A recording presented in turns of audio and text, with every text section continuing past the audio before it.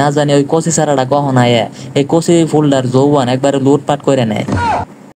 আসসালামু আলাইকুম বন্ধুরা, আপনারা সকলে কিবা আছেন? আশা করি সকলেই ভালাই আছেন।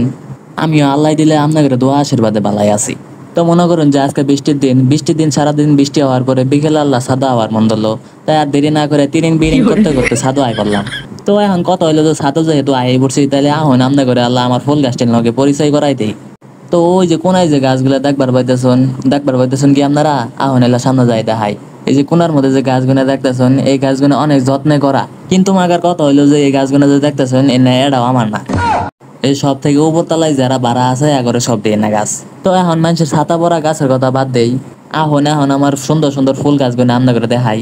এই যে সাদা ফুল গাছটা যে দেখতেছেন, এই ফুল গাছটা মারাত্মক একটা ফুল গাছ, কিন্তু মাগার কথা হইলো যে এই ফুলের কোনো বাসনা নাই। তো এরপরে যে ফুল গাছগুলো দেখতেছেন, এই ফুল গাছগুলো অনেক যত্নে করা। এই ফুল গাছগুলোর আমি নাম জানি না, আম্মা খালি নিয়ে আবার গেছিল, তাই নিয়ে খালি নাগাই থুইছি। এনার নাম আমি কিন্তু এমন জানি না। এখন এই যে গোলাপ ফুল গাছটার কথা কই, এই গোলাপ ফুল গাছটার মধ্যে একটা কচি গোলাপ ধরছিল বুঝছেন, কিন্তু মাগার কথা হইলো যে সাততলায় মনে করুন যে একটা কচি ছেঁড়া আছে 5 বছরের। তো ওই কচি ছেঁড়াটাই কচি গোলাপটারে মনে করুন যে কচি করে কাইটে নিয়ে গেছে গা। এই বিষয়টা আমার কাছে খুব দুঃখ লাগছে। মনে হইতেছিল তখন এই কচি ছেঁড়াটারে কচি করে ধইরা কচি করে কাইটে দেই। তো যাই হোক, এই যে দেখতে পারতেছেন আরো সুন্দর সুন্দর ফুল গাছ দেখা যাইতেছে, এটাও আমার খুব যত্নে করা ফুল গাছ। এই যে দেখুন এই গাছ আর একটা ফুল ধরছে, কিন্তু মাগার কথা হইলো যে আমি খুবই ভয়ে আছি, না জানি ওই কচি চারাটা কখন আয় এই কচি ফুলটার যৌবন একবারে লুটপাট করে নেয়।